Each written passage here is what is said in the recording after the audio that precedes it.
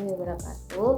Halo semuanya, perkenalkan namaku Miftah Aulia Rahmawati dari Fakultas Ekonomi dan Bisnis Islam, program studi akuntansi syariah kelas 2G dengan NIM 235221263.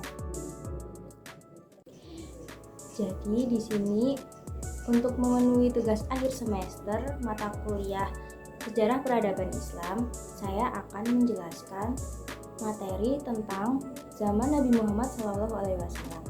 Untuk penjelasan lebih detail, kita simak video berikutnya ya.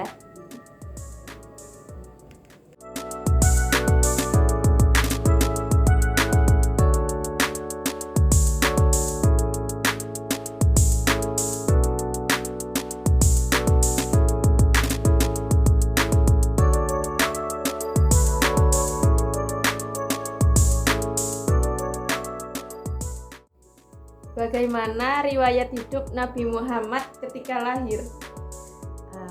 Jadi Nabi Muhammad SAW dilahirkan di Mekah pada hari Senin tanggal 12 Rabiul Awal tahun 571 Masehi.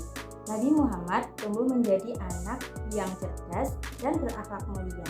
Ketika Nabi Muhammad SAW berusia 25 tahun, beliau menikah dengan Khadijah binti Khuwailid, seorang wanita kaya dan terhormat di Mekah. Riwayat hidup Nabi Muhammad SAW ketika beliau lahir. Nabi Muhammad dilahirkan di Mekah pada hari Senin 12 Rabiul Awal tahun 571 Masehi. Ayah Nabi Muhammad bernama Abdullah telah meninggal dunia beberapa bulan sebelum beliau lahir. Ibunya bernama Aminah melahirkan Nabi Muhammad di dalam Ka'bah Baitullah yang suci bagi umat Islam. Kemudian saat kelahiran Nabi Muhammad terjadi beberapa peristiwa luar biasa seperti gempa bumi yang mengguncang istana Kisra di Persia dan padamnya api suci di Majusi. Nabi Muhammad diberi nama Muhammad yang berarti yang terpuji. Kakek Nabi Muhammad, Abdul Muthalib, menggendong Nabi Muhammad dan melakukan tawaf di Ka'bah. Halimah As-Sa'diyah, seorang wanita dari suku Bani Sa'ad, mengasuh Nabi Muhammad selama beberapa tahun. Ketika Nabi Muhammad berusia 6 tahun, ibunya meninggal dunia. Nabi Muhammad kemudian diasuh oleh kakeknya Abdul Muthalib, dan setelah kakeknya meninggal, Nabi diasuh oleh pamannya Abu Thalib. Nabi Muhammad tumbuh menjadi anak yang cerdas dan berakhlak mulia. Ketika Nabi Muhammad berusia 25 tahun, beliau menikah dengan Khadijah binti Khuwailid, seorang wanita kaya dan terhormat di Mekah. Pada usia 40 tahun, Nabi Muhammad menerima wahyu pertama dari Allah Subhanahu wa Ta'ala melalui malaikat Jibril di Gua Hira. Nabi Muhammad SAW kemudian mulai menyebarkan agama Islam kepada masyarakat Mekah. Nabi Muhammad SAW dan para pengikutnya mengalami berbagai macam tekanan dan penyiksaan dari kaum kafir Quraisy. Pada tahun 622 Masehi, Nabi Muhammad dan para pengikutnya melakukan hijrah dari Mekah ke Madinah. Di Madinah, Nabi Muhammad memimpin umat Islam dalam membangun masyarakat yang berlandaskan Islam. Nabi Muhammad SAW wafat di Madinah pada hari Senin 12 Rabiul Awal tahun 632 Masehi. Nabi Muhammad meninggalkan warisan yang sangat besar bagi umat Islam. Beliau telah membawa risalah Islam yang menjadi pedoman hidup bagi umat manusia di seluruh dunia. Beliau juga telah mendirikan negara Islam yang menjadi contoh bagi umat Islam di masa-masa selanjutnya.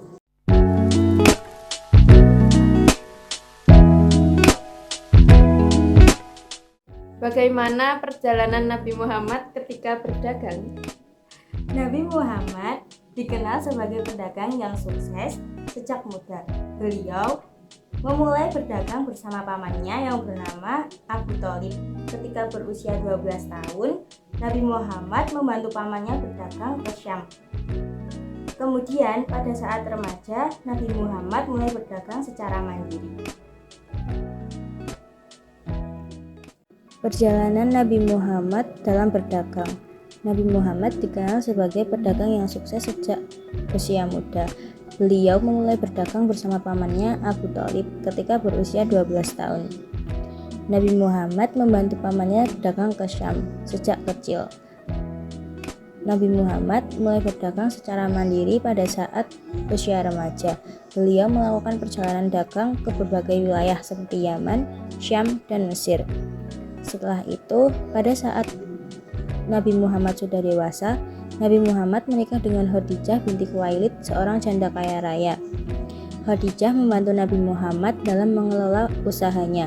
Perdagangan Nabi Muhammad semakin berkembang pesat. Beliau menjadi salah satu pedagang terkaya di Mekah. Setelah menerima wahyu pertama, Nabi Muhammad tetap berdagang. Namun, dakwah beliau mulai mendapat tantangan dari kaum kafir Quraisy. Pada tahun 622 Masehi, Nabi Muhammad dan para pengikutnya berhijrah ke Madinah. Di Madinah, Nabi tidak lagi berdagang secara aktif. Beliau fokus pada penyebaran agama Islam dan membangun negara Islam.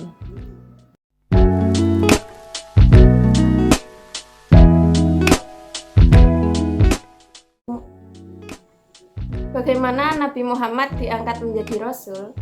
Nabi Muhammad diangkat menjadi Rasul karena beliau mempunyai akhlak yang mulia. Beliau adalah orang yang paling cerdas dan bijaksana, dan beliau merupakan orang yang paling teguh imannya. Nabi Muhammad SAW diangkat menjadi Rasul pada malam 17 Ramadan tahun 610 Masehi. Beliau saat itu berusia 40 tahun. Peristiwa ini terjadi di Gua Hira, sebuah gua di Jabal Nur, tidak jauh dari Makkah. Pengangkatan Nabi Muhammad SAW sebagai Rasul merupakan peristiwa yang sangat penting bagi umat Islam. Peristiwa ini menandai awal mula penyebaran agama Islam di dunia. Beberapa alasan mengapa Nabi Muhammad SAW diangkat menjadi Rasul, yaitu beliau adalah orang yang paling sempurna akhlaknya. Beliau dikenal sebagai orang yang jujur, adil, penyayang, dan dermawan. Kemudian, beliau adalah orang yang paling cerdas dan bijaksana. Beliau mampu memahami dan menyelesaikan berbagai masalah dengan baik. Yang terakhir yaitu beliau adalah orang yang paling teguh imannya. Beliau tidak pernah goyah dalam keyakinannya kepada Allah SWT, bahkan ketika menghadapi berbagai rintangan dan hambatan.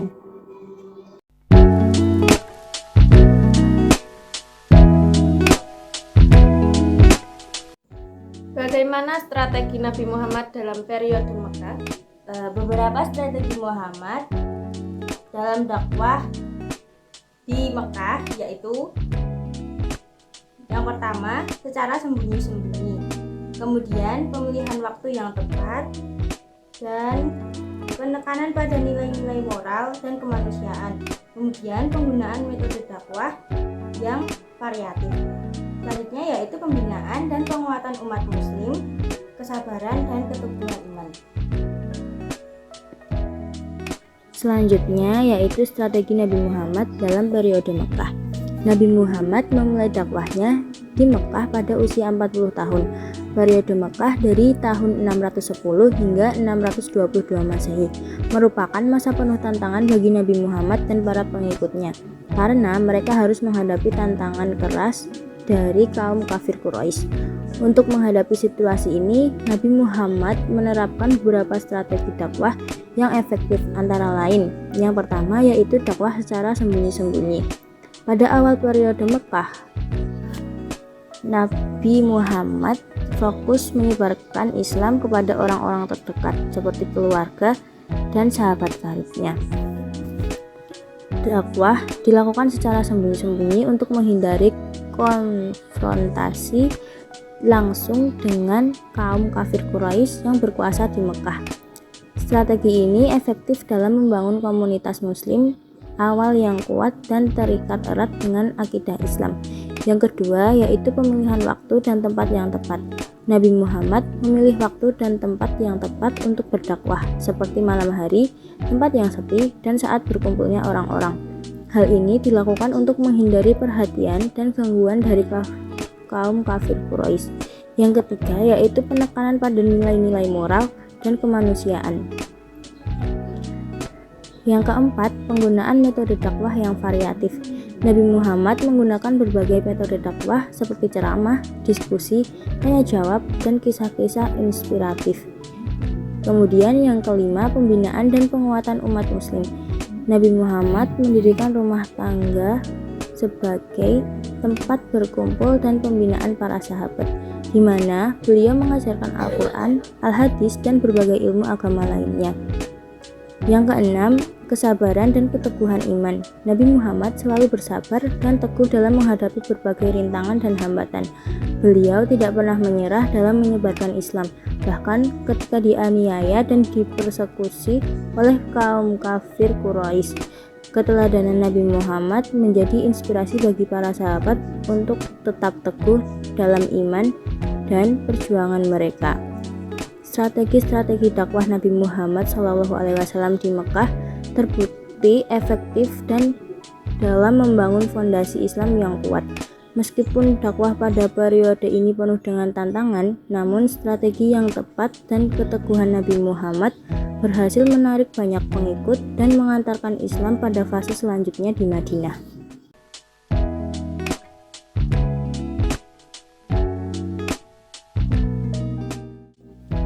Apa saja peristiwa yang terjadi pada periode Mekah?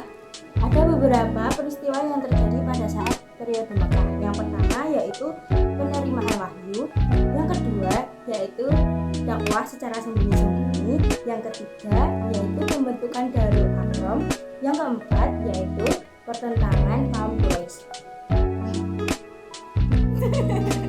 Selanjutnya yaitu peristiwa-peristiwa penting pada periode Mekah, yaitu tahun 610 hingga 622 Masehi. Ada beberapa peristiwa penting yang terjadi pada periode Mekah. Yang pertama yaitu penerimaan wahyu pertama.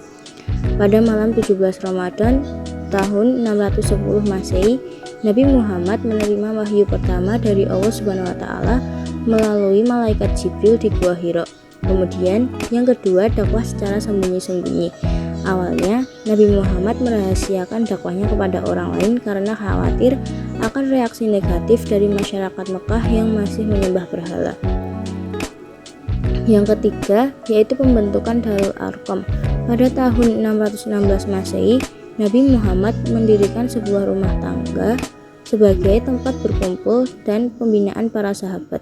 Di sana, beliau mengajarkan Al-Quran, Al-Hadis, dan berbagai ilmu agama lainnya. Yang keempat yaitu pertentangan kaum Quraisy. Seiring perkembangan Islam, dakwah Nabi Muhammad mulai menarik perhatian masyarakat Mekah. Kaum Quraisy yang merupakan elit penguasa di Mekah merasa terancam dengan ajaran Islam yang mengancam tradisi dan keyakinan mereka. Mereka mulai melakukan berbagai cara untuk menghentikan dakwah Nabi Muhammad seperti ejekan, boikot, dan bahkan kekerasan. Yang kelima yaitu ada peristiwa penting lainnya seperti Isra Mi'raj pada tahun 620 Masehi. Kemudian ada penganiayaan terhadap umat muslim. Kemudian ada pengabdian Abu Bakar dan Khadijah. Selanjutnya yaitu ada pengabdian Utsman bin Affan dan ada perlindungan paman Nabi Muhammad yaitu Abu Thalib yang berusaha melindungi beliau dari berbagai serangan dan kekejaman kaum Quraisy.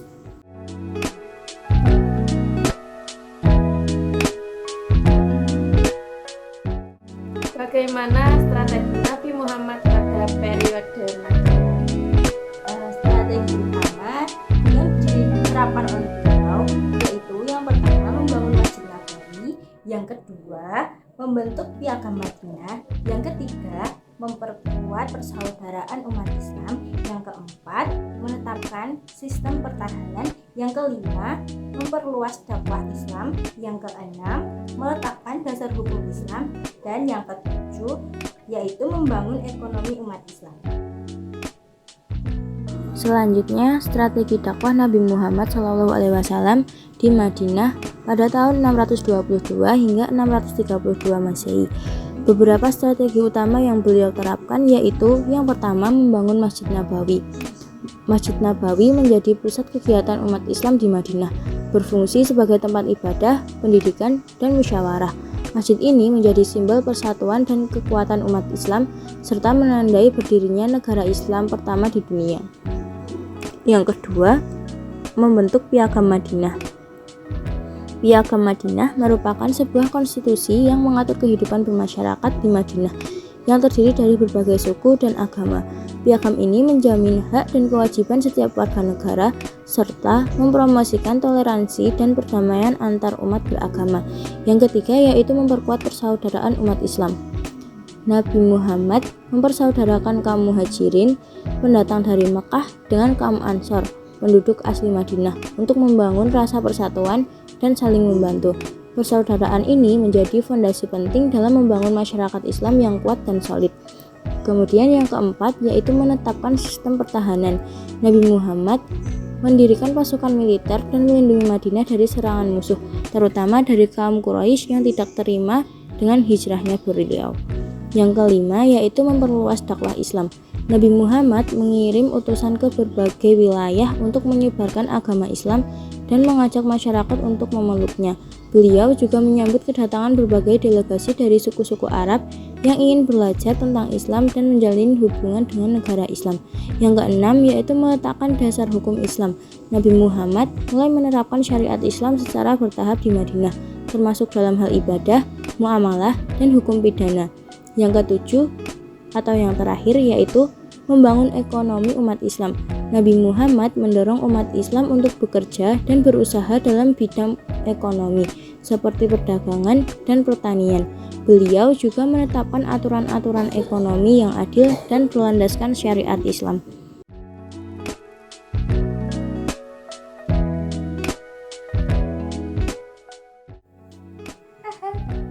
Apa saja peristiwa yang terjadi pada periode Madinah? Beberapa peristiwa yang terjadi pada saat periode Madinah yaitu yang pertama, pendirian Masjid Nabawi, yang kedua, pembentukan Piagam Madinah, yang ketiga, Perang Badar, yang keempat, Perang Uhud, yang kelima, Perjanjian Hudaybiyah, yang keenam, peristiwa Isra dan Mi'raj, yang ketujuh, penaklukan Makkah, yang kedelapan, pada Haji Wada, yang kesembilan, wafatnya Nabi Muhammad SAW. Untuk penjelasan lebih lanjut, kita simak video berikutnya ya. Peristiwa-peristiwa penting yang terjadi pada periode Madinah. Beberapa peristiwa penting yang terjadi pada periode Madinah yaitu yang pertama, pendirian Masjid Nabawi. Setibanya di Madinah, Nabi Muhammad bersama para sahabat membangun Masjid Nabawi sebagai pusat kegiatan umat Islam. Masjid ini menjadi simbol persatuan dan kekuatan umat Islam, serta menandai berdirinya negara Islam pertama di dunia. Yang kedua yaitu pembentukan Piagam Madinah. Piagam Madinah merupakan sebuah konstitusi yang mengatur kehidupan bermasyarakat di Madinah, yang terdiri dari berbagai suku dan agama. Piagam ini menjamin hak dan kewajiban setiap warga negara, serta mempromosikan toleransi dan perdamaian antar umat beragama. Yang ketiga yaitu adanya Perang Badar pada tahun 624 Masehi. Perang Badar merupakan pertempuran pertama antara umat Islam dan kaum Quraisy yang terjadi pada tahun 624 Masehi. Meskipun jumlah pasukan muslim jauh lebih sedikit, mereka berhasil meraih kemenangan gemilang dengan pertolongan Allah SWT. Kemenangan ini menjadi titik balik penting dalam sejarah Islam dan memperkuat posisi negara Islam. Yang keempat adanya Perang Uhud, yaitu pada tahun 625 Masehi. Perang Uhud merupakan pertempuran kedua antara umat Islam dan kaum Quraisy yang terjadi pada tahun 625 Masehi. Pada awalnya umat Islam berhasil unggul, namun karena tergoda oleh harta rampasan perang, mereka lalai akan peperangan tersebut dan akhirnya kalah. Perangan ini menjadi pelajaran penting bagi umat Islam untuk selalu waspada dan disiplin dalam berperang. Yang kelima yaitu Perjanjian Hudaybiyah pada tahun 628 Masehi. Perjanjian ini merupakan perjanjian damai yang disepakati antara umat Islam dan kaum Quraisy pada tahun 628 Masehi. Yang keenam yaitu peristiwa Isra Mi'raj pada tahun 621 Masehi. Nabi Muhammad melakukan perjalanan Isra Mi'raj dari Masjidil Haram di Mekah ke Masjidil Aqsa di Yerusalem dan kemudian naik ke Sidratul Muntaha untuk bertemu Allah SWT. Peristiwa ini merupakan peristiwa luar biasa yang menunjukkan mukjizat Nabi Muhammad dan memperkuat iman umat Islam. Yang ketujuh yaitu penaklukan Mekah. Pada tahun 630 Masehi, umat Islam berhasil menaklukkan Mekah tanpa pertumpahan darah. Kemenangan ini menandai berakhirnya era jahiliyah dan kemenangan Islam di seluruh jazirah Arab. Yang ke-8 ada Haji Wada. Pada tahun 632 Masehi, Nabi Muhammad memimpin ibadah haji untuk terakhir kalinya yang dikenal sebagai Haji Wada. Dalam kesempatan ini, beliau menyampaikan khotbah yang berisi nasihat dan pesan penting bagi umat Islam. Yang ke-9 yaitu wafatnya Nabi Muhammad SAW pada tahun 632 Masehi. Pada tanggal 8 Juni 632 Masehi, Nabi Muhammad wafat di Madinah pada usia 63 tahun. Wafatnya beliau merupakan kehilangan besar bagi umat Islam. Namun ajaran dan teladan beliau tetap hidup dan menjadi pedoman bagi umat manusia di seluruh dunia.